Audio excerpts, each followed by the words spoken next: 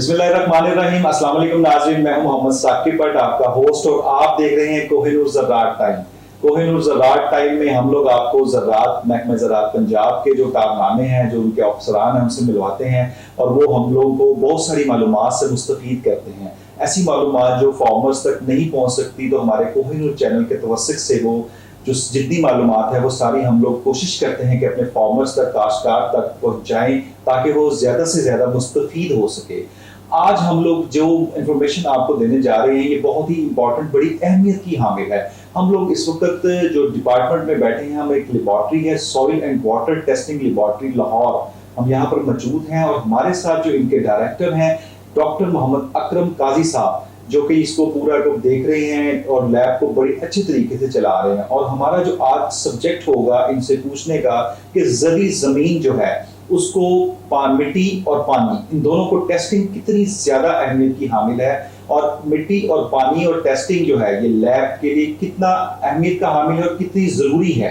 यानी कि अगर फार्मर को अपनी जमीन की कोई टेस्टिंग करवानी है या कोई पानी की टेस्टिंग करवानी है तो वो कितनी अहमियत का हामिल है। तो आइए चलते हैं इनकी तरफ। अस्सलाम वालेकुम सर। वालेकुम सलाम भट्ट सर, क्या हाल चाल है? अल्हम्दुलिल्लाह सर, आप सुनाएं, आप ठीक हैं? अल्हम्दुलिल्लाह सर माशाल्लाह, लैब टेस्टिंग लैब में है, soil and water testing lab, और बड़ा अच्छा काम कर रही है महकमा ज़राअत पंजाब। तो आज हम लोग आपके पास हाजिर हुए हैं और हमें बहुत सारी इंफॉर्मेशन चाहिए अपने काश्तकारों के लिए, अपने फार्मर्स के लिए, कि वो इससे मुस्तफीद हो सके।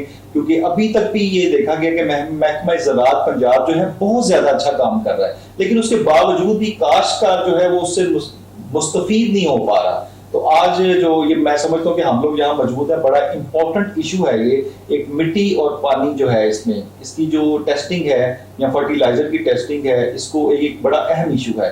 तो जरा थोड़ा सा बताइएगा इसके मुतालिक कि हमें इसकी सबसे पहले तो अफादियत बताएं कि इसकी क्या अफादियत है।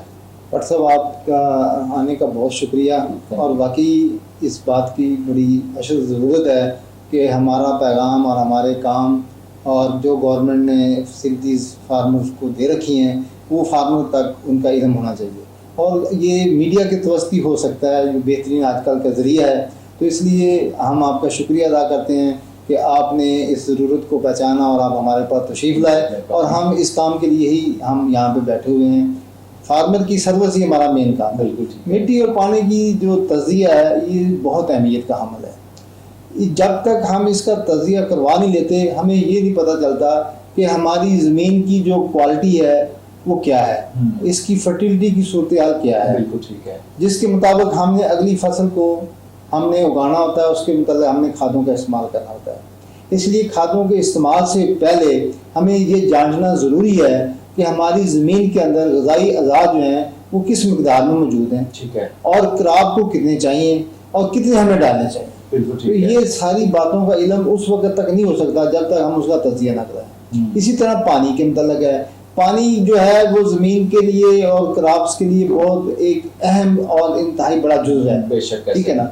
जब तक ये ठीक नहीं होता उस वक्त तक हम अपनी ज़मीनों से पूरी तरह फ़ायदा नहीं उठा सकते। बिल्कुल ठीक है। अगर हम इसके तज़किये से हमें पता चलता है कि हमारी वाटर की क्वालिटी जो है वो किस तरह की है। बिल्कुल ठीक। हमें उस ज़मीन में अगर पानी की क्वालिटी बेहतर नहीं है तो आया कि उसके साथ क्या अमेंडमेंट्स यूज़ करनी चाहिए ताकि हम जो है उस पानी को इस्तेमाल कर सकें। अगर हम उसको बगैर सोचे समझे इस्तेमाल करते हैं तो हमारी ज़मीनों की जो क्वालिटी है वो दिन ब दिन ख़राब हो जाती है। बिल्कुल ठीक है। इसलिए मिट्टी और पानी का तज़किया करवाना हर ज़िम्मेदार के लिए इंतहाई ज़रूरी है। और आजकल क्योंकि कीमियाई खादें बहुत महंगी हो चुकी हैं, इसलिए हम इसको अपने अंदाजे के तौर पे इस्तेमाल नहीं कर सकते। इसको पर्टिकुलर स्पेसिफिक जो रिकमेंडेशन है, मकदार है, वो हमें कैलकुलेट करवाना पड़ेगी, और उसका उसी वक्त पता चलेगा जब हमें अपनी ज़मीन का तज़किया का इल्म होगा।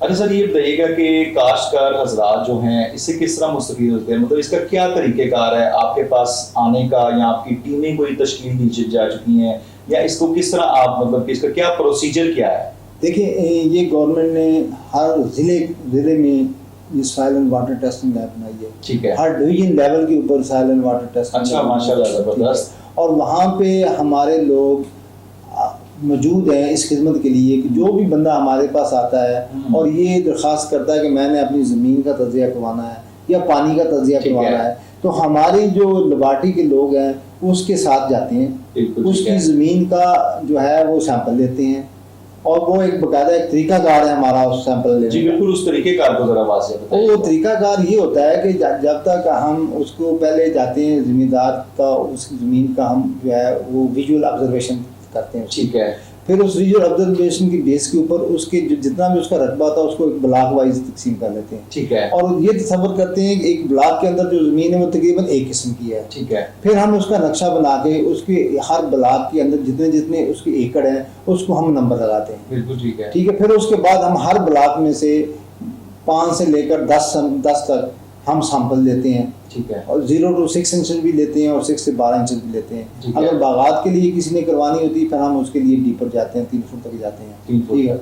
और वो बकायदा हम उसके ऊपर जब सैंपल लेते हैं तो उसके अंदर वो पर्ची डालते हैं जिसके ऊपर एकड़ नंबर, ब्लॉक नंबर, मुरब्बा नंबर और ज़मींदार का नाम उसके ऊपर लिखा होता है ताकि उसकी आइडेंटिफिकेशन हो जाए। बिल्कुल ठीक। अगर कोई बंदा हमारी टीम को नहीं ले जाता, वो खुद ही वो समझता है कि मैं खुद ही ले लूँगा, तो फिर हम उसे समझा देते हैं कि आपने इस तरीके से सैंपलिंग लेनी है, ठीक हो गया। इस तरह सैंपलिंग करके उसको मिक्स करना है, अच्छी तरह मिक्स करने के बाद उसमें से रिप्रेजेंटेटिव सैंपल लेना है। ठीक है। और फिर बताते हैं कि कम से कम आधा किलो से कम सैंपल ना लें ताकि अच्छा, हमारी इसकी जो क्वांटिटी आधा उसकी किलो। क्वांटिटी आधा किलो होना ठीक चाहिए। है। इसी तरह पानी के मतलब हम एडवाइस करते हैं कि जिस भी ट्यूबवेल से आपने सैंपल लेना है ठीक। उसको पहले आधा घंटा चला लें। ठीक है। फिर उसमें से साफ बोतल, जो ये नेस्ले की खाली बोतल होती है या कोई और होती है, उसको उसी पानी में 2-3 दफ़ा आप जो है ना साफ कर लें। ठीक है। साबुन का इस्तेमाल नहीं करना उसमें, अगर साबुन का इस्तेमाल करेंगे तो फिर उसका जो है ना वो उसके हिसाब भी शामिल उसको तो कीमियाई तज़किया जो है ना वो खल्त हो जाता है। तो उसको यही कोशिश करते हैं कि उसको कहते हैं कि आपने किसी और के साथ साफ नहीं किया, उसी पानी से रिंस करना है। ठीक है। तो उसी में पानी का सैंपल भर के ना वो जो आधा लीटर की बोतल है या 1 लीटर की बोतल है भर के वो हमारे पास ले आता है तो हम उसका एनालिसिस करते हैं। डॉक्टर साहब, ये जो आप प्रोसीजर बता रहे हैं मुझे तो लग रहा है ये बड़ा कॉस्टली प्रोसीजर है। महकमा ज़राअत मतलब इतना कॉस्टली प्रोसीजर काश्तकार के लिए कर रहा है, इसके लिए क्या मतलब इसकी प्राइसिंग क्या है? ये वाकई बहुत कॉस्टली प्रोसीजर है। गवर्नमेंट इसके ऊपर इतनी सब्सिडी दे रही है, इतनी अच्छा, सब्सिडी दे रही है। सब्सिडी से मुराद ये कि इतनी सहूलत दे रही है जिम्मेदारों को कि आप तसव्वुर भी नहीं कर सकते। हम इसकी जो फीस है, जो एनालिसिस की फीस है, वो बताते हुए हमें शर्म आती है कि हम साइल के लिए सिर्फ 6 रुपये लेते हैं। अच्छा। पानी के लिए सिर्फ जो है ना 5 रुपये सैंपल लेते हैं और उसमें हमारा उसमें सैंपल लेना भी शामिल है। अच्छा, फिर अच्छा। उसको वापस लाना, फिर उसको ड्राई करना, हाँ जी। फिर उसको कूटना, फिर उसको छानना, फिर उसमें उसके बाद प्रिपेयर करने के बाद लैब में उसके 7-8 टेस्ट होते हैं वो परफॉर्म करना, वो सारे 6 रुपये में हो जाते हैं। अगर यही सैंपल कोई कमर्शियल इदारा हमसे करवाता है जी, जी। या गवर्नमेंट का अपना खर्चा जो है इसके ऊपर, एक सैंपल के ऊपर तकरीबन हमारा खर्चा एवरेज जो है 25 रुपये आता है। अच्छा अच्छा अच्छा। तो जिम्मेदार से सिर्फ 6 रुपये लेते हैं। यानी कि आपने जिम्मेदार को सहूलत बहुत ज्यादा सहूलत बहुत अच्छी बात है जी। जिम्मेदार को इतनी सहूलत है कि जो 2-2.5 हज़ार रुपए का खर्चा है वो सिर्फ 5-6 रुपए में हो रहा है। और इसके अलावा ना सिर्फ एनालिसिस करके देते हैं बल्कि उसको एडवाइजरी भी बताते हैं कि आप इस रिपोर्ट के ऊपर आपने कौन क्या क्या चीज़ इस्तेमाल करनी है। बिल्कुल बिल्कुल। यानी कि ये बड़ी इंपॉर्टेंट बात है कि वो जब आपसे तज़किया करवाता है तो उसमें वो सिर्फ आप उसको रिपोर्ट जारी कर देते हैं या फिर आपको उसको मशवरा भी देते हैं कि इसमें ये फसल नहीं ये फसल लगाएं। पूरी उसको गाइडेंस फ्राहम की जाती ठीक है। है, पूरी एडवाइजरी हमारी सर्विस मौजूद है। हमारा एक स्पेशल हर लेबॉरेटरी में एक बंदा है ठीक जो है। पढ़ा लिखा MSc एग्रीकल्चर है, ठीक है। कम से कम वो बताता है जिम्मेदार को कि ये ज़मीन आपकी किस क्वालिटी की है, आपने इसमें कितनी खादें इस्तेमाल करनी है, कौन सी आपने इसमें से जो क्रॉप उगानी है इसके लिए सूटेबल है वो आपने उगानी है। ठीक अगर है। पानी उसका ठीक है तो फिर ठीक है, अगर गलत है, अगर उसमें वो खराबी है तो उसके लिए हम अमेंडमेंट भी रिकमेंड करते हैं। ठीक वो है। भी बताते हैं कि इसमें कितनी जो अमेंडमेंट इस्तेमाल करनी है और किस तरह करनी है। तो डॉक्टर साहब, पानी मिसाल के तौर पे अगर आप कह रहे हैं कि खराब है, उसका वो सूटेबल नहीं है उस फसल के लिए, तो आप उसको किस तरह मतलब इसको एडवाइस करते हैं कि आया कि आप कोई खाद की सूरत में या कोई पानी में कोई चीज मिक्स करते हैं क्या मतलब? हाँ, ये देखते हैं कि उसमें जो है वो खराबी किस तरह की है। ठीक है ना, उसके मुताबिक अगर उसमें सोडियम ज्यादा होता है तो हम उसमें कहते आमतौर पे हैं कौन सी खराबी है? मतलब सोडियम ज्यादा होता है, सोडियम सोडियम ज्यादा होता है तो उसके लिए हम जिप्सम जो है पत्थर होता है, ठीक है। तो उसको हम रिकमेंड करते हैं ग्राइंडर फॉर्म में भी, दूसरे भी, तो उसको आप इस्तेमाल करें साथ। या अगर आप पानी के साथ इस्तेमाल नहीं कर सकते तो आप ज़मीन में वो जिप्सम डाल दें। अच्छा। हर सीज़न में या हर साल में ताकि आपकी जो ज़मीन है वो ज़्यादा ख़राब ना हो, इस पानी से चलता रहे, या आप इस पानी को नहरी पानी के साथ मिक्स करके लगाएं। यानी वो जिप्सम का जो आप बता रहे हैं उसको वो पहले पानी लगा दें उसमें मिक्स कर दें? नहीं, वो हमारा ये तरीकाकार होता है कि हम उसको कहते हैं कि ये जो ट्यूबवेल का जो वो बना होता है ना, पॉट खान, बिल्कुल वो बना, उसमें डाल देते हैं। ठीक है। तो वो उसमें उसको सॉल्युबल होकर उसके साथ जाता रहता है, मगर वो बड़ा स्लो प्रोसेस होता है। हम कोशिश करते हैं कि हम उसको कहते हैं कि इसको पानी को आप जो है एक वो नहरी पानी के साथ मिक्स करके, या ये है कि ये 2-3 पानी लगा लें, ठीक है, ट्यूबवेल के, उसके बाद फिर आप नहरी पानी इस्तेमाल करें ताकि उसमें जो साल्ट जितने उसमें ज़मीन में जमा वो नीचे चले जाए। अच्छा, नहरी पानी के साथ। तो डॉक्टर साहब नहरी पानी फायदेमंद है? मतलब नहरी पानी तो बहुत ही अच्छी चीज़ है ना। अच्छा। वो तो बहुत अच्छी क्वालिटी का होता है, तो नेचुरल एक मतलब उसमें सारी क्वालिटी होता है, और वो बड़ा अच्छा मतलब उसकी इंतहाई बेहतरीन क्वालिटी है, बिल्कुल, उसमें तो कोई इशू नहीं है।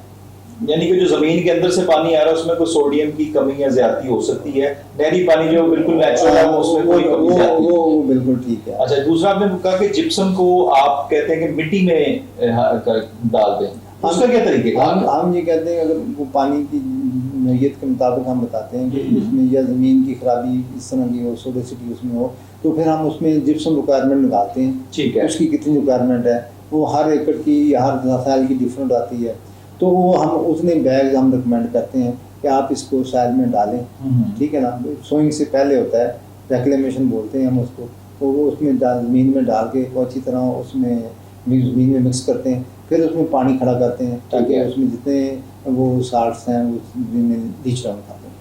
तो एक बकायदा इसका तरीकाकार हम उसको समझाते हैं। ठीक है। अरे डॉक्टर साहब ये बताइएगा कि आप जब यहाँ पे टेस्टिंग के लिए लेके आते हैं मिट्टी, और कि उसको किस तरह, उसका क्या प्रोसीजर है, उसका मिट्टी का टेस्ट करने का क्या प्रोसीजर है? आप आया बताते हैं आप ब्लॉक्स बना लेते हैं, तो उन सारे ब्लॉक्स में से थोड़ी थोड़ी मिट्टी निकाल लेते हैं, उसको मर्ज कर लेते हैं, या कि एक ब्लॉक से अलग अलग, एक अगर काश्तकार के 50 एकड़ जगह है तो उसके आप 50 ब्लॉक्स बनाते हैं एकड़ एकड़ के, या कि आपने किस तरह डिफाइन किया इसको थोड़ा सा बताइएगा। हाँ, अगर किसी जमींदार की ज्यादा जमीन है, मिसाल के तौर पर आपने 50 एकड़ का, अगर 50 एकड़ जगह है तो हम उसको जाके देखेंगे कि वो सारी जमीन एक तरह की या मुख्तलिफ तो नहीं है, ठीक है, उसमें कोई वेरिएशन तो नहीं है, तो कलर वगैरह का तो मसला नहीं है। अगर कोई विजुअल ऑब्जर्वेशन में मुख्तलिफ हमें साइल नजर आती है तो हम उसके ब्लॉक बना लेते हैं। अच्छा, वो ब्लॉक 2 एकड़ का भी हो सकता है, 5 एकड़ का भी हो सकता है, 10 एकड़ का भी हो सकता है, ठीक है ना। वो 10 एकड़ का जो ब्लॉक है हम इसमें ये कंसिडर करते हैं कि इसमें जो साइल है तकरीबन एक किस्म की है, फिर उसमें से हम मुख्तलिफ अपना एक तरीकाकार हमारा ज़िग-ज़ैग तरीकाकार होता है सैंपल लेने का ना, हम उसमें से मुख्तलिफ ज़मीन के एकड़ेज के हिसाब से हम उसमें सैंपल लेते हैं, 10 भी ले लेते हैं, 15 भी ले लेते हैं, ठीक है।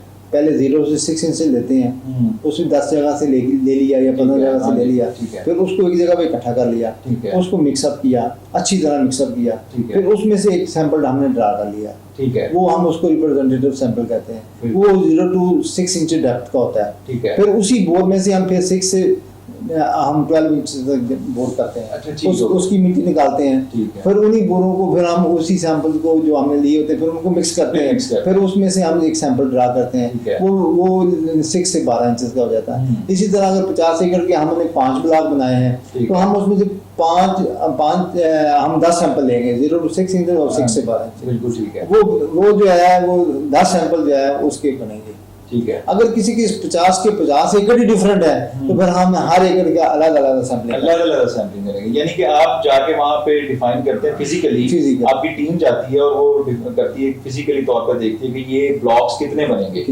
या ये 50 एकड़ एक जैसी हो और मे भी 50 एकड़ में 10 वेरिएशन, 10 वेरिएशन, और उसके मुताबिक 10 रिपोर्ट्स बनेगी डॉक्टर साहब। हाँ, 10 सैंपल उसको काउंट करेंगे, 10 सैंपल काउंट करेंगे और उसकी 10 रिपोर्टें बनेंगी। नहीं, रिपोर्ट तो हम एक रिपोर्ट के ऊपर 10 सैंपल के एनालिसिस दे देते हैं, ठीक है। मतलब वो रिपोर्ट तो हर एक की अलग-अलग ही होती है। आप उसको अलग-अलग बताते हैं कि फिर इस एकड़ में ये आप फसल कर सकते हैं और इस एकड़ में ये कर सकते हैं। हर एक की अलग-अलग उसके ऊपर मतलब है हमारी रिजल्ट्स होते हैं, उसके बेस के ऊपर बताते हैं कि इस एकड़ में आपको इतनी खाद की जरूरत है, इस ब्लॉक में इसकी इतनी जरूरत है, इसमें इतनी की जरूरत है, इसमें आपको जो है ना वो ज्यादा डालनी है खाद, इसमें कम डालनी है। अच्छा डॉक्टर, वो खाद आप रिकमेंड भी करते हैं कोई जो मंजूर शुदा होती है अप्रूव्ड, वो वाली खाद आप बताते हैं उन्हें? जी, हमारा महकमा जो है वो मतलब है हमारा एक फील्ड डिपार्टमेंट भी है जिसका काम ये कोई जिम्मेदार वो खेतों के ऊपर वो ये फर्टिलाइज़र के रिसर्च ट्रायल करता है, उसके बेस के ऊपर फर्टिलाइज़र रिकमेंडेशन बनाते हैं, जी। ठीक है। फिर उससे भी हम रहनुमाई लेते हैं। फिर हमारी इस साइल टेस्ट बेस के ऊपर जो हम इसको साइट स्पेसिफिक बोलते हैं, तो इसकी रिकमेंडेशन भी हम तैयार करते हैं हमारे पास। डॉक्टर साहब आपकी लेबॉर्ट्री का तो भी हम लोग बिल्कुल विजिट करना चाहेंगे, क्योंकि आप जिस तरह बता रहे हैं बड़ा मतलब अच्छा जॉब है। और लेकिन इसके पहले आप हमें ये बताएं कि ये मिट्टी और पानी के अलावा भी कुछ चीज़ टेस्ट करते हैं आप लेबॉर्ट्री में? जी, ये आपने बहुत अच्छा सवाल किया। हमारे पास जो है 8 डिविजनल लैब है जी, प्राइमरी लैब बोलते हैं, और हमारे पास 28 जो है वो डिस्ट्रिक्ट लैब है। ठीक है, जो डिस्ट्रिक्ट लैब्स हैं वहाँ पे हम साइल और वाटर का एनालिसिस करते हैं। ठीक है, जो हमारी डिविजनल लैब है वहाँ पे ये हमारी सहूलत है कि हम उसके ऊपर साइल का भी करते हैं, पानी का भी करते हैं, फर्टिलाइजर का भी करते हैं, और पत्तों का भी करते हैं, अच्छा पत्तों का प्लांट्स का भी करते हैं, ठीक है। और कोई मतलब है जिम्मेदार अगर खादों का भी एनालिसिस करवाना जाए वो भी रियायती नरखों के ऊपर हम उसकी क्वालिटी उसको बता देते हैं। अच्छा, और मैं आपके तवस से ये भी बात जिम्मेदारों को बताऊंगा, ये आपके लिए बहुत फ़ायदेमंद चीज़ है कि आप अपनी खादों की क्वालिटी ज़रूर जांचिए, ताकि आपके पैसे ज़ाया ना हो। बिल्कुल लाजिम बात है। बहुत सारे काश्तकारों को देखा है वो खाद डाल देते हैं, उसके बाद पता लगता है फसल खराब हो गई है और वो खाद असर नहीं किया, वो पता लगता है कि जी खाद जो है वो गलत है। कई दफा खाद गलत नहीं होती, मिट्टी और वो जो पानी है जिस तरह आपने बताया उसकी टेस्टिंग नहीं है। वो जो मतलब कि कोई उसका कोई दोस्त कर रहा है या कोई दूसरा काश्तकार कर रहा है, वो उसी तरह एज इट इज उसको फॉर्मूले को इस्तेमाल कर लेता है। वो मिट्टी उस तरह की मुतहम्मल नहीं होती, तो वो सारी की सारी उसकी जो फसल है डैमेज हो जाती है। बिल्कुल ऐसे ही हम कहते हैं कि बैलेंस फर्टिलाइजेशन जो करनी चाहिए। लोगों को इसकी जो है ना वो अहमियत का नहीं पता। आप किसी के दिन में अगर यूरिया ही है, कहते हैं मेरे पास यूरिया के पैसे में यूरिया डाल देता है, हाँ ठीक है ना। अगर किसी के पास ज्यादा पैसे हैं वो साथ फास्फोरस की कोई खाद डाल देता है, बिल्कुल ठीक है। हम कहते हैं नहीं, आपका जितना बजट है उसमें आप नाइट्रोजन भी डालें, फास्फोरस भी डालें और पोटाश भी डालें। और इवन अब तो माइक्रो न्यूट्रिएंट्स का दौर आ गया है, वो भी उतनी अहमियत के हामिल है जितने मैक्रो न्यूट्रिएंट्स हैं। तो हम कहते हैं कि वो भी चेक करवाएं। अगर आपकी जमीनों के अंदर उनकी कमी आ चुकी है तो उससे भी आपकी फसल की पैदावार मुतासर हो सकती है। तो आप उनको भी टेस्ट करवाएं, और उसके वो भी जो है खादों वो भी आप अपनी जमीनों में बिजाई के वक्त या अपनी जो है फसल जो है काश्त करने के वक्त वो भी इस्तेमाल करें। डॉक्टर साहब हमारे कोहिनूर चैनल के तवस्सुत से जरा ये बताइएगा, माइक्रो और मैक्रो ये दोनों में क्या फर्क है, काश्तकार को पता लग सके कि ये दोनों क्या चीजें हैं? बड़ी अच्छी बात की। हम कहते हैं कि ज़रूरी खुराकी अज़ा, ठीक है, जिस तरह बंदों के लिए खुराकी अज़ा होते हैं, उसके बंदा उसके ऊपर जो है वो सर्वाइव करता है, तो जब तक उसे ना मिले तो बंदा जो है ना वो नहीं चल सकता, बेसिकली खुराक है। इसके जो है कुछ मैक्रो न्यूट्रिएंट्स हैं, कुछ माइक्रो न्यूट्रिएंट्स हैं। जो मैक्रो न्यूट्रिएंट्स हैं उनकी ज्यादा क्वांटिटी में जरूरत होती है, ज्यादा क्वांटिटी वो हम चाहते हैं वो केजीज में होती है उनकी मिकदार, ठीक है। और जो माइक्रो होते हैं उनकी मिकदार ग्रामों में होती है, ग्राम्स में, ऐसे समझ लें।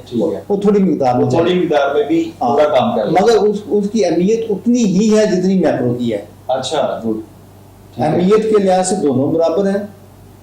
Zinc, copper, iron, manganese, boron हम ये मैक्रोन्यूट्रिएंट्स में शामिल हैं, ठीक है। नाइट्रोजन, फास्फोरस और पोटाशियम हम इनको मैक्रोन्यूट्रिएंट्स कहते हैं। अच्छा, ठीक है ना।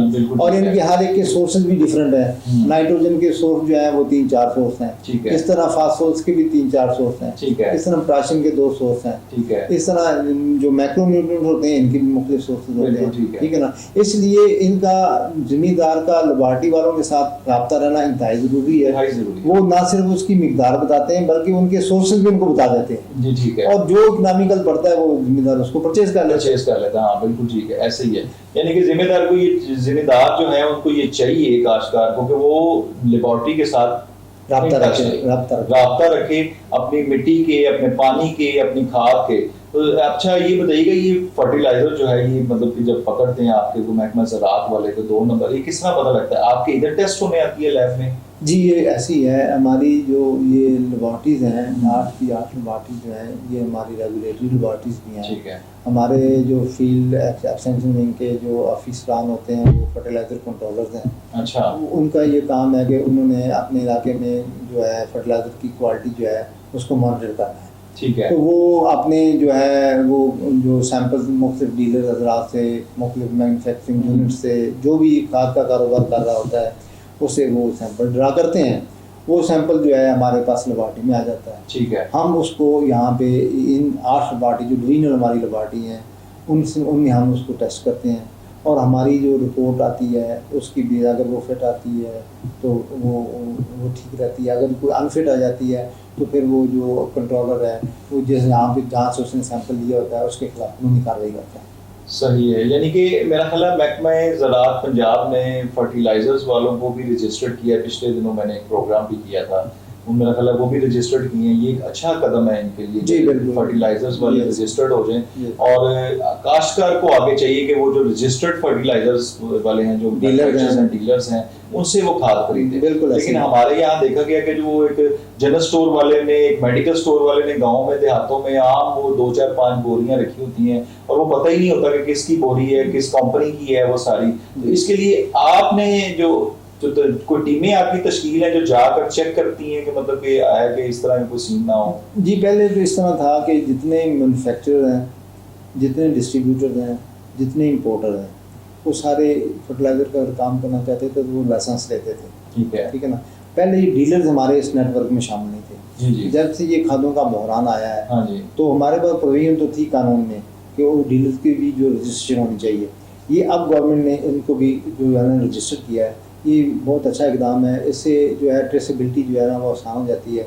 ज़िम्मेदारों को भी पता चलता है कि ये रजिस्टर्ड डीलर है, उससे उसने परचेज़ किया होता है। अगर कोई मसला भी गलत खात उसे दे भी देता है तो उसका बकायदा उसको महकमे वालों के पास पूरा रिकॉर्ड मौजूद है। बिल्कुल ठीक। डॉक्टर साहब ये बताइएगा कि काश्तकार को अपनी ज़मीन का एनालिसिस करने के लिए पानी का एक दफ़ा ही लाइफ में एनालिसिस होता है या कि कोई ड्यूरेशन है कि इतनी देर बाद उसको एनालिसिस करवाना चाहिए अपनी ज़मीन का, अपने पानी का? जी ये बहुत अच्छा सवाल है। हम वैसे जनरली ये रिकमेंड करते हैं कि हर 3 साल बाद, अच्छा हर 3 साल बाद हर ज़मींदार को जो है ना अपनी ज़मीन का तजज़िया करवा लेना चाहिए। बिल्कुल ठीक है। अच्छा आप समझते हैं कि हर 3 साल बाद इसमें कोई तब्दीली आती है ज़मीन में? जी मतलब ज़मीन तो एक जैसी चल रही है, फसल भी वो बो रहा है और पानी भी वो उसी वहीं से इस तरह ही आ रहा है, तो इसकी क्या 3 साल बाद की वजह?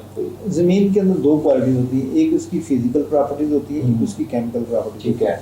जो फिजिकल प्रॉपर्टीज होती है वो आमतौर पे चेंज नहीं होती, वो वही रहती है, मगर उसकी जो केमिकल प्रॉपर्टीज होती हैं वो बदलती रहती हैं। अच्छा अच्छा, केमिकल प्रॉपर्टीज जो है वो बदलती रहती हैं। उसको जांचने के लिए, और इसके अलावा हमारे पास जो इस वक्त ये होता है कि नई वैरायटीज आ गई हैं। ठीक है ना, जो ज़्यादा न्यूट्रिएंट एग्जॉस्टिव है, उनको ज़्यादा न्यूट्रिएंट्स की ज़रूरत होती है। तो और उसके अलावा हम अपनी ज़मीन में पहले 2 फसलें काश्त करते थे, अब लोगों ने 3 4 करनी शुरू कर दी है। ठीक है ना, उससे हमारी जो न्यूट्रिशन जो लेवल है वो डिप्लीट होता है।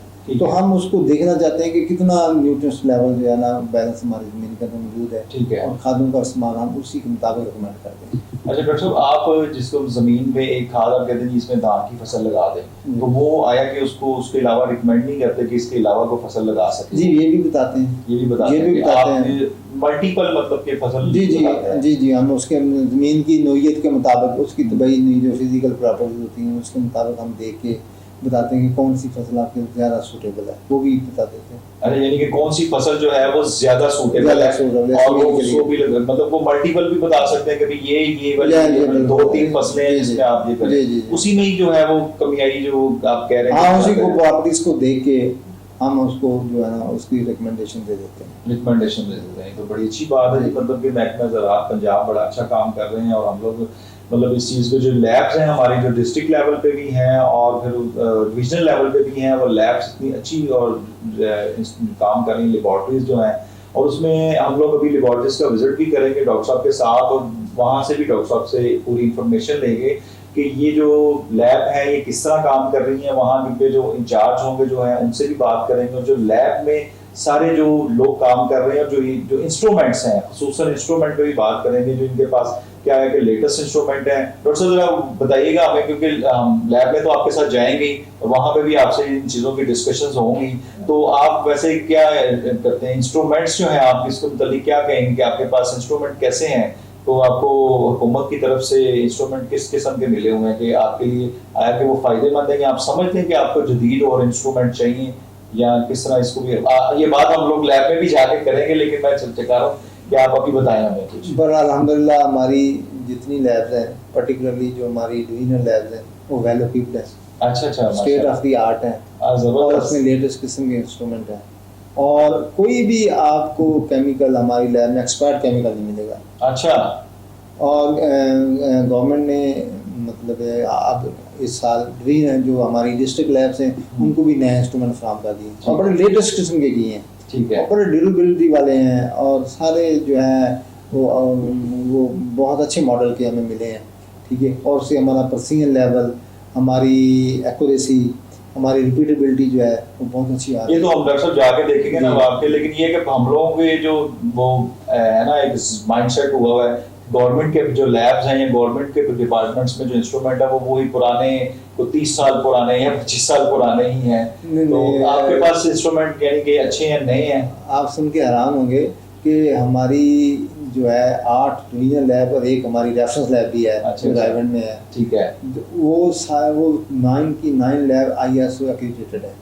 अच्छा माशाल्लाह। और उसका मतलब ये है कि हमारे इन लैब्स का जो रिजल्ट है वो नेशनल लेवल के ऊपर बल्कि इंटरनेशनल लेवल के ऊपर भी एक्सेप्ट किया जाता है और उसमें कोई डाउट नहीं होती। उसकी बाकायदा डॉक्यूमेंटेशन होती है, सोर्स ऑफ वेरिफिकेशन होती हैं और उस जब तक वो लेटेस्ट इंस्ट्रूमेंट नहीं होंगे हमारे पास, हमारा प्रोसीजर लेवल नहीं होगा, हमें वो सर्टिफिकेट नहीं मिलता, हमें एक्रीडिटेशन हमें नहीं मिलती। ठीक है। एक्रीडिटेशन के लिए ज़रूरी है कि हम ये सारे वेल इक्विप्ड हों और चूँकि हमारा रेगुलेटरी मामला होता है हम किसी के साथ ज़्यादती भी नहीं चाहते, इसलिए अगर लेटेस्ट इंस्ट्रूमेंट नहीं होंगे तो हम फर्टिलाइज़र का जो क्वालिटी कंट्रोल सिस्टम है, ठीक है ना, वो अच्छी तरह स्टैब्लिश नहीं कर सकते। उसके लिए ज़रूरी है कि किसी स्टेक होल्डर के साथ ज़्यादती ना हो। तो हमें जो वेल इक्विप्ड और लेटेस्ट किस्म के इंस्ट्रूमेंट के ऊपर हमारा कोई कंप्रोमाइज़ नहीं होता, वही हमारे पास हैं और उसी के ऊपर हम टेस्ट परफॉर्म करते हैं। बहुत जबरदस्त बात है कि मतलब कि कॉम्प्रोमाइज करते नहीं क्वालिटी। और प्राइवेट सेक्टर में कोई आप बहुत कम लैब है, एक इक्का दुक्का है जो ISO एक्रीडिटेड हो।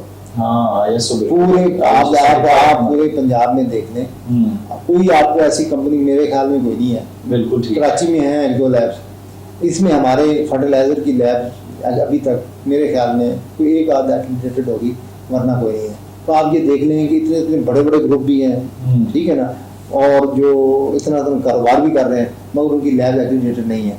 हमारी गवर्नमेंट की लैब जो है अल्हम्दुलिल्लाह ये 9 की 9 एक्रीडिटेड है और पूरे स्कोप के साथ है। ये नहीं कि एक लैब को ओवरऑल मिल जाता, नहीं, हर टेस्ट के लिए हमें अलग अलग एक्रीडिटेशन जो है वो स्कोप जो है वो करवाना पड़ता है। और 34 हमारे पास जो है ना वो ऑलमोस्ट स्कोप्स हैं जिसमें हमारी सारी लैब जो है वो एक्रीडिटेड है। डॉक्टर साहब ये बताइएगा काश्तकार के लिए आपने बड़ी अच्छी फैसिलिटी की और मैं तो आपके रेट सुन के हैरान रह गया। ये तो मतलब एक वो मेरा ख्याल है 90s के दौर के रेट्स होंगे और मेरा ख्याल है ये अब तकल्लुफ ही कर रहे हैं रेट्स के ना। बाद में तो ये समझते हैं कि शायद ये टेस्ट करते ही नहीं है, जितनी फीस में क्या करेंगे, इसमें क्या करेंगे, डाउटफुल हो जाता है। अभी हम जाके लैब में देखेंगे कि किस तरह के और हैरान हो जाएंगे किस तरह की जिस तरह आपने रेट बताया तो वाकई बंदे में ज़हन में ये आता है कि ये गवर्नमेंट टाइप लैब है, ठीक है, इसमें पता नहीं वो वैसे ही एनालिसिस करके देते हैं। तो हम लोग नाज़रीन चलेंगे, आपको लैब का जो है ना वो भी विजिट करवाएंगे, उसके इंस्ट्रूमेंट्स के बारे में भी बताएंगे और वहाँ पे भी हम लोग इस चीज़ को देखेंगे कि वहाँ पे स्टाफ किस तरह काम कर रहा है। डॉक्टर साहब इससे पहले मैं आपसे ये पूछूंगा कि जो काश्तकार हजरात है, ठीक है, एक तो काश्तकार आपके पास आ गया मिट्टी लेके अपना पानी लेके, और एक जिसको अवेयरनेस ही नहीं है कि मैंने मिट्टी और पानी का टेस्ट करवाना है, उसके लिए अवेयरनेस के लिए आप क्या कर रहे हैं? इसलिए मैंने आपको शुक्रिया अदा किया कि आपके मीडिया का कि आपने ये प्रोग्राम इसकी अहमियत के ऊपर किया और आज यही मैसेज जो है ये आपकी तरफ से भी जाएगा।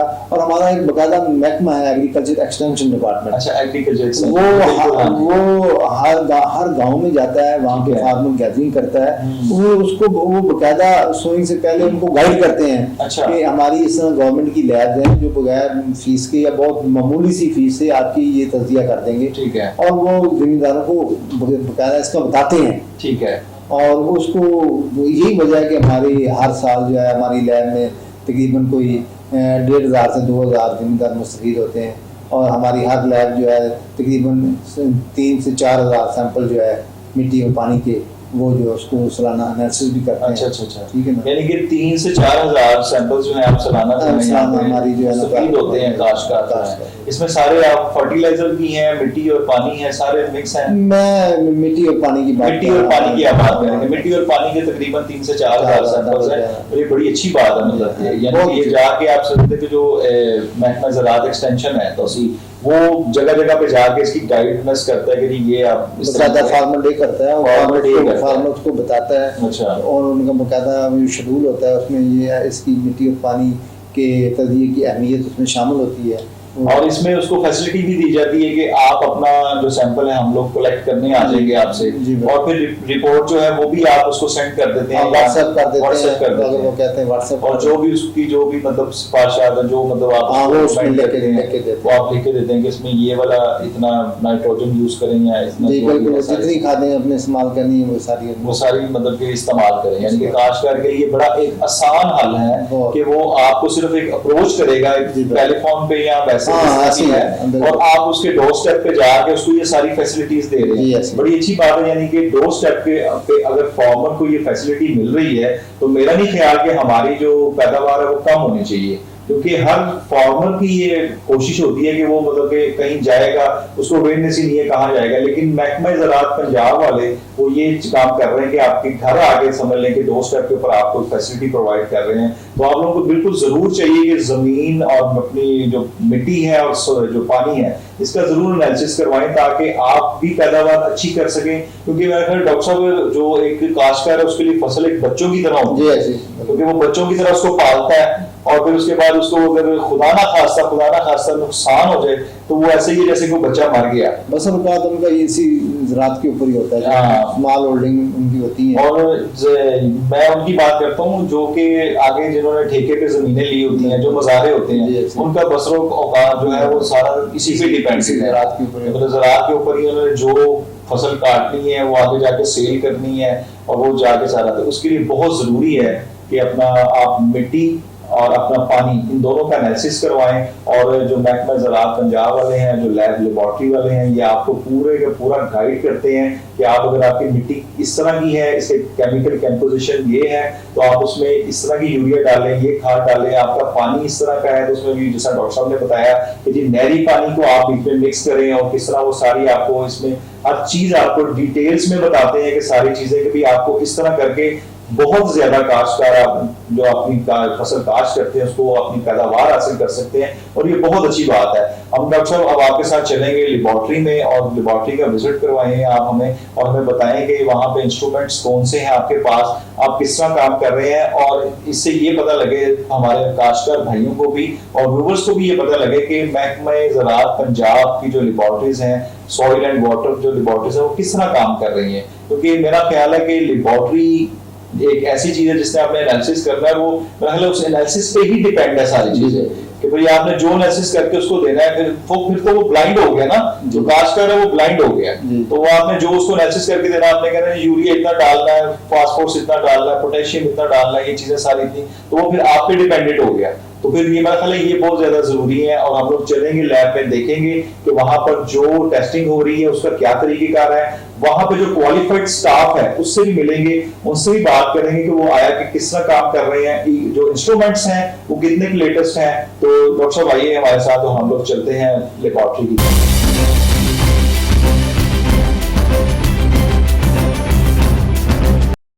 अच्छा सर बताइएगा, ये कौन सी लैब है, इसको क्या कहेंगे आप?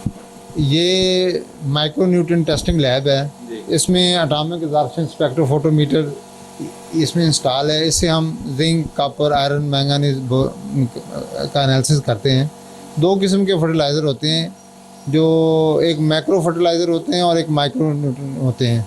जो मैक्रो होते हैं वो ज़्यादा क्वांटिटी में फसल को उसकी ज़रूरत होती है, जो माइक्रो होते हैं उसकी बहुत थोड़ी क्वांटिटी में उसकी ज़रूरत होती है, मगर अहमियत के लिहाज से दोनों ही बराबर होते हैं। तो ये जो लैब है पर्टिकुलरली, और इसमें हम जिंक, कॉपर, आयरन, मैंगनीज हम इसमें एनालिसिस करते हैं।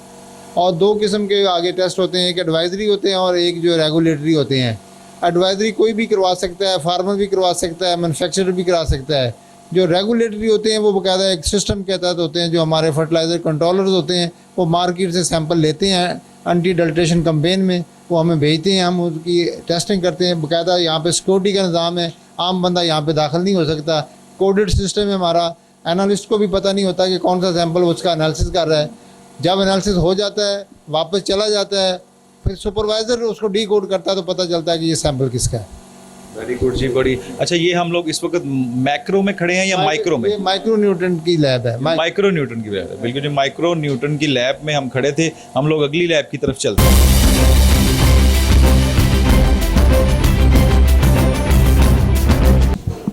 ये सॉयल की हम यहाँ पे पोटाश करते हैं, ये मैक्रोन्यूट्रेंट होते हैं। फर्टिलाइज़र का भी हमने अगर पोटाश का करना हो तो यहाँ पे होता है, ठीक है। ह्यूमिक एसिड जो है वो भी यहाँ पे एनालिसिस करते हैं। ये मैडम जो है तहसीन फातिमा यहाँ इस लैब की एनालिस्ट हैं। अच्छा। इसमें मतलब है हम मट्टी और फर्टिलाइज़र दोनों के ये टेस्ट इधर होते हैं। अच्छा, एनालिस्ट हैं तो हम इनसे भी बात करेंगे कि आप किस तरह यहाँ पे काम करते हैं और किस तरह आपकी यहाँ पे वर्किंग का तरीक़ेकार है। जी, हम यहाँ पे एक प्रॉपर आइडेंटिफाइड सफरी गाइड के थ्रू हम प्रोसीडिंग करते हैं, सैंपल को टैकल करते हैं। सैंपल रूम में कोडिंग और से मतलब हमारे पास सैंपल आते हैं और उनको फॉलो करते हुए जो हमारे पास सफरी गाइड SOPs आए हुए हैं, हम यहाँ पे सैंपल टेस्ट करते हैं और वो डिफरेंट फर्टिलाइज़र्स और सॉइल्स एंड वाटर्स हैं। तो ये आपके पास सारी लेटेस्ट मशीनरी, आप समझते हैं कि इससे जदीद मशीनरी भी है या फिर ये आपके लिए इनफ है मशीनरी, जिससे आपको एनालिसिस करने में कोई दुश्वारी तो नहीं है मशीनरी में कोई? नहीं, as such up to date है हमारी लैब।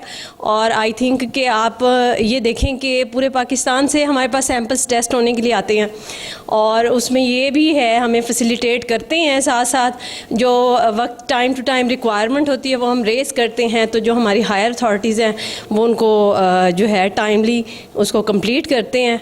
तो आई थिंक सो कि अच्छी हमारी लैब है जो बेहतर परफॉर्म कर रही है। ओ जी, वेरी गुड जी। महकमा ज़राअत पंजाब बड़े अच्छे तरीके से काम कर रहा है और इस वक्त हम लोग उनकी लैब में मौजूद हैं। आइए, हम लोग एक और लैब है, यहाँ पे सेक्शंस बने हुए हैं और लैब्स काफ़ी ज़्यादा हैं और बड़ी लेटेस्ट किस्म की लैब्स हैं और बड़ी जदीद किस्म की मशीनरी मुझे यहाँ पर नज़र आ रही है और मैं समझता हूँ कि वाक़ईतन बड़ी जिद्दत आ चुकी है। महकमा ज़राअत पंजाब ने बहुत जिद्दत है। और सर, आप इसके बारे में क्या कहेंगे? ये कौन सी लैब है और इसमें क्या चीज़ें टेस्ट हो रही हैं? इसमें ये लैब जो है इसमें मिट्टी और पानी दोनों का एनालिसिस किया जाता है। पानी का कंप्लीट एनालिसिस यहाँ पे होता है। उसके अलावा जो मट्टी की जो सलिनिटी और सोडिसिटी के पैरामीटर्स हैं, यानी कलर के और जो हम उसको बोलते हैं कि ये ज़मीन शोरशदा है, वो उसके सारे टेस्ट इधर होते हैं कि देखते हैं कि वो उसका उस pH लेवल कितना है, उसकी इलेक्ट्रिकल कनेक्टिविटी कितनी है। बेसिक हमारे टेस्ट ये होते हैं और इसी से हमें पता चलता है कि ज़मीन किस कैटेगरी में फ़ॉल करती है और इसी से पता चलता है कि पानी जो है वो हमारी जो इरिगेशनल क्वालिटी है उसको मीट कर रहा है कि नहीं कर रहा, फिट है कि अनफिट है लगाने के लिए। अगर फिट होता है तो हम बताते हैं कि आप लगाते रहें, अगर अनफिट होता है तो उसकी मैनेजमेंट प्रैक्टिस बताते हैं कि अगर आपने ये पानी यूज़ करना है तो इसके साथ आप क्या चीज़ और यूज़ करें, या अगर वो बिल्कुल ही अनफिट है तो हम रोक देते हैं कि इससे ज़मीन आपकी ख़राब होगी, फसल मुतासर होगी, बाकी जो आपकी इनपुट से ज़ाया जाएंगी, इसलिए आप इसको एहतियात करें। इसलिए ये बड़ी अहमियत की हामिल ये लैब है। तो इससे हमें जो है दोनों चीज़ों का पता चलता है, मिट्टी की सलिनिटी, सोडिसिटी का और पानी की क्वालिटी का। अच्छा डॉक्टर साहब, बताइएगा कि मिट्टी और पानी एक ज़मीन से दोनों चीज़ें आपके पास आती हैं एनालिसिस के लिए, या फिर एक ही चीज़ आती है, या फिर फार्मर क्या समझता है कि मिट्टी को ही मैंने एनालिसिस करवाना है या सिर्फ पानी को ही करवाना है? एक ज़मीन है, उसकी मिट्टी और पानी दोनों चीज़ें आपके पास एनालिसिस के लिए आती हैं? जी, मोस्टली ऐसे ही होता है कि जिस ज़मींदार के जो ट्यूबवेल लगाया होता है, अमूमन ये होता है कि हाँ, हर ज़मींदार के 1 या 2 ट्यूबवेल होते हैं, बाकी सारी उनकी ज़मीन होती है। ठीक है। तो जितनी ज़मीन के सैंपल होते हैं वो लाते हैं और साथ अपने ट्यूबवेल के जो है ना पानी के सैंपल वो भी लाते हैं। ठीक है। और उनको हम बाकायदा गाइड करते हैं कि आपने मिट्टी का सैंपल कैसे लेना है और पानी का सैंपल कैसे लेना है। अगर वो हमारी गाइडेंस के मुताबिक वो सैंपल नहीं लेते तो उसमें ये है कि वो उसका तज़िये में जो है ना वो नक्स पैदा हो जाता है। इसलिए हम कहते हैं कि रिकमेंडेड तरीक़ाकार जो पानी के सैंपल का है और मिट्टी के जो सैंपल है उसके मुताबिक लें। और वो जो सैंपल लेने का जो है मरहला, वो इससे भी एनालिसिस से भी ज़्यादा अहमियत का अमल होता है, क्योंकि अगर सैंपल सही दुरुस्त नहीं लिया जाता तो फिर उसकी रिपोर्ट भी सही नहीं आती। अच्छा सर, सैंपल तो हो गए, ठीक है। एक तो फार्मर है वो ले आए आपके पास सैंपल और आपने उसको टेस्ट करके दे दिया, उसको सारी गाइड हो गई। एक ये है कि आपने कोई सैंपल कोई जैसा फर्टिलाइज़र का या कोई चीज़ पकड़ी है, उसको किस तरह आप करते हैं कि ये इसकी सीक्रेसी किस तरह रखते हैं, किस तरह ट्रांसपेरेंट ये मतलब चलते हैं आप इसमें? हाँ, ये बड़ा अच्छा सवाल किया आपने। इसमें हमारे ये लाहौर डिवीज़न का ना हमने एक कोडिंग सेंटर बनाया हुआ है। अच्छा। वो इस लैब से अलग है और डायरेक्टोरेट ऑफिस में उसका इंचार्ज भी अलग है। सबसे पहले जो फील्ड से सैंपल आते हैं वो उस कोडिंग सेंटर में आते हैं। कोडिंग सेंटर वाले जो हैं वहाँ पे उसको एक स्पेशल कोड अलॉट करते हैं। ठीक हो गया। वो कोड लगाने के बाद बाकी उसकी सारी जो है सैंपल को डीफेस कर देते हैं। जो भी उसके ऊपर इन्फॉर्मेशन होती है जिससे पता लग सकता है कि ये सैंपल किस कंपनी का होगा या किस चीज़ का है, तो वो सारा मिटा देते हैं। उसके ऊपर सिर्फ एक यूनिक कोड होगा और हम लेबॉर्ट्री को उस कोड को हम भेज देते हैं। जो लेबॉर्ट्री का इंचार्ज होता है वो सील वो सैंपल की वो खोलता है, फिर उस कोड के आगे फिर वो अपना लैब का कोड अलग लगाता है। ठीक है। उस लैब कोड को आगे फिर हम सर्कुलेट करते हैं लैब एनालिस्ट के पास। इसलिए जब लैब एनालिस्ट के पास जाता है तो उसके पास कोई आइडेंटिटी नहीं होती कि ये सैंपल किस कंपनी का है, ये किस डीलर का है, किसने भेजा है, कोई पता नहीं होता। वो सिर्फ उसको कहा जाता है, एनालिसिस ऑर्डर शीट हम देते हैं, वो कहा जाता है कि आपने इसके ऊपर फलां एलिमेंट जो है ना आप उसको एनालिसिस करना है। बिल्कुल ठीक। तो वो उसी को एनालिसिस करके उसकी रिपोर्ट वापस भेज देता है सुपरवाइज़र को। सुपरवाइज़र जो है फिर कोडिंग सेंटर से रब्ता करके उसको डी कोड करवाता है, उसका असल जो है ना उसका जो डिटेल लेता है, फिर उसकी रिपोर्ट इशू करता है। तो इसलिए सीक्रेसी बड़ी इसमें जो है इम्पॉर्टेंट है और किसी को पता नहीं चलता कि ये सैंपल जो है, इवन सुपरवाइज़र को भी पता नहीं होता कि जो ये सैंपल आया ये किस कंपनी का है या किसका नहीं है, और ना ही एनालिस्ट को पता होता है। जब ये एनालिसिस कंप्लीट हो जाता है फिर सुपरवाइज़र कोडिंग सेंटर से रब्ता करके उसकी इन्फॉर्मेशन लेता है, फिर रिपोर्ट बनाता है, फिर जाके हम। तो बड़ी अच्छी बात है, यानी कि A to Z आपका सारा मतलब बुल प्रूफ प्लानिंग है, सीक्रेट है और ये ट्रांसपेरेंट तरीके से जो है ये ज़्यादा आपको कहाँ पे ये सीक्रेट्स की ज़रूरत पड़ती है, मतलब जैसा फर्टिलाइज़र है या कोई ऐसी मिट्टी है? नहीं, ये मिट्टी और पानी में तो नहीं हमें ज़रूरत पड़ती। हमें रेगुलेटरी सैंपल जो फर्टिलाइज़र के होते हैं उसमें हमें ज़रूरत पड़ती है। हम उसको जो है ना बाकायदा जो है ना कोडिंग सेंटर के साथ करते हैं। लाहौर डिवीज़न में बाकायदा कोडिंग सेंटर है, बाकी जितने हमारे डिवीज़न हैं वहाँ पे वो सुपरवाइज़र जो है वो अपना कोडिंग सेंटर चला रहा होता है, वो कोड करके आगे सैंपल भेजता है। अच्छा, अगर मैं ये देखूँ मेरे सामने ये एक नज़र आ रहा है, ये अब ये जो 761 नंबर लगा हुआ है ये आपका अपना नंबर है? ये लैब का नंबर है, ये लैब नंबर है 761। इसके अंदर सारी इन्फॉर्मेशन हमारे पास मौजूद है कि किस ज़मींदार का सैंपल है और ज़मींदार के किस मुरब्बे का सैंपल है और मुरब्बे में किस एकड़ का सैंपल है और एकड़ की किस डेप्थ का सैंपल है। ठीक है। और जब ये एनालिसिस कंप्लीट होकर वापस जाएगा तो हम इसको जब डी कोड करेंगे, इसको रजिस्ट्रेशन नंबर को देखेंगे तो वो सारी इन्फॉर्मेशन हमारे पास मौजूद होती है। वो रिपोर्ट के ऊपर वही रिप्रोड्यूस कर देते हैं, फिर वो रिपोर्ट मुकम्मल करके उस ज़मींदार को देते हैं। ज़मींदार को पता चल जाता है कि मेरे किस मुरब्बे के किस एकड़ की किस डेप्थ की जो है ये एनालिसिस रिपोर्ट है। अच्छा, ये जिसने आपने जैसा बताया कि किस एकड़ के मुरब्बे की किसकी कौन सी है, तो ये आप खुद मतलब कि आपकी कोई टीम जाती है जो इसको लेके आती है? दोनों तरीके होते हैं। पहली बात तो हम ये कहते हैं कि किसी ने अगर कोई एनालिसिस करवानी है तो हमें वो रब्ता करे, हमें एक एप्लीकेशन होती है वो दे दे, तो हमारी टीम बाकायदा जाती है। वो इसको बाकायदा हमारा जो तरीक़ाकार है, जो तय है हमारा SOP सैंपल लेने का, और इसमें हम रिप्रेजेंटेटिव सैंपल लेते हैं, तो वो जो है वो बाकायदा लेती है। अगर कोई बंदा अपना ख़ुद सैंपल लेना चाहता है तो फिर हम उसको समझा देते हैं कि आपने मिट्टी का कैसे सैंपल लेना सैंपल और पानी का कैसे सैंपल लेना है। अच्छा सर, ये टेस्ट रिपोर्ट फॉर फर्टिलाइज़र ये मेरे पास है इस वक्त, इसको ज़रा थोड़ा सा एक्सप्लेन कीजिएगा, ये किस तरह मतलब काम कर रही है? ये देखें, ये रिपोर्ट है, फर्टिलाइज़र की रिपोर्ट है। जी जी। ठीक है। ये एक बंदे ने एडवाइजरी से ज़िम्मेदार है, एडवांस किस्म का ज़िम्मेदार है, उकाड़ा से तल्लक है। ये इसने हमसे एक खाद का सैंपल हमें दिया है और उसमें उसने कहा कि इसके मुझे बताएं कि इसके फास्फोरस के कंटेंट्स क्या हैं। अच्छा, ठीक है। ठीक है। और ऑर्गेनिक मैटर कंटेंट इसके कितने हैं। ठीक है। तो ये हमारा जो रजिस्ट्रेशन नंबर था F09, ये कोडेड सैंपल है। ठीक है। ठीक है। हमने एडवाइजरी को भी कोड किया हुआ है। ठीक है। और इसको आगे जब हम इसको लेबॉर्ट्री का एनालिसिस हो गया है, इसके बाद हमने उसको वापस जब गया है इस कोड के तहत, फिर ये रिपोर्ट बनी है। ठीक है। ठीक है ना। अब ये रिपोर्ट बिल्कुल तैयार है। ठीक है ना। हमने उसको जितना जो उसने कहा था कि जो पैरामीटर करने वो हमने उसको कर दिए हैं, और ये 1740 रुपये उसके हमने फ़ीस ली है उसकी। ठीक हो गया। यानी कि ये एक टेस्टिंग रिपोर्ट है।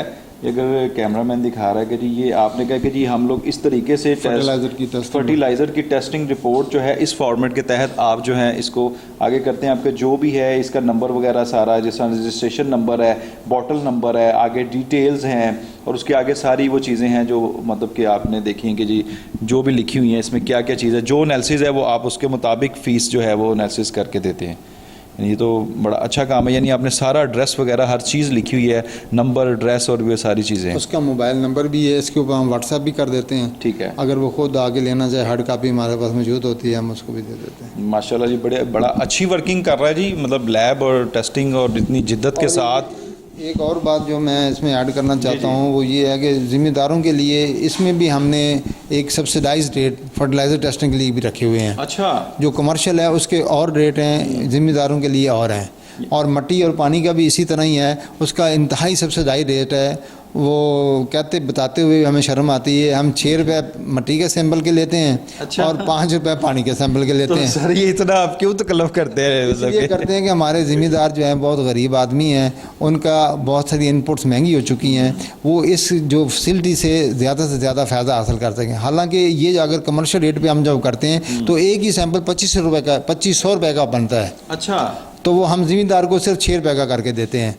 तो आपके जो कोहिनूर टीवी चैनल के वसासे से मेरी तमाम ज़िम्मेदार भाइयों से ये गुजारिश है कि आप इस फैसिलिटी से भरपूर फ़ायदा हासिल करें। इसके बगैर आपकी जो काश्तकारी है वो मुनाफा बख्श नहीं होगी। जब आप हमसे ये टेस्ट करवा लेंगे तो हम इसकी फर्टिलाइज़र आगे रिकमेंडेशन भी देते हैं और उस क्रॉप के लिए देते हैं जिस क्रॉप के को आपने उसमें बीजना होता है, तो वो आपके लिए बहुत फ़ायदेमंद है। ज़बरदस्त भाई, बहुत अच्छी बात है जी।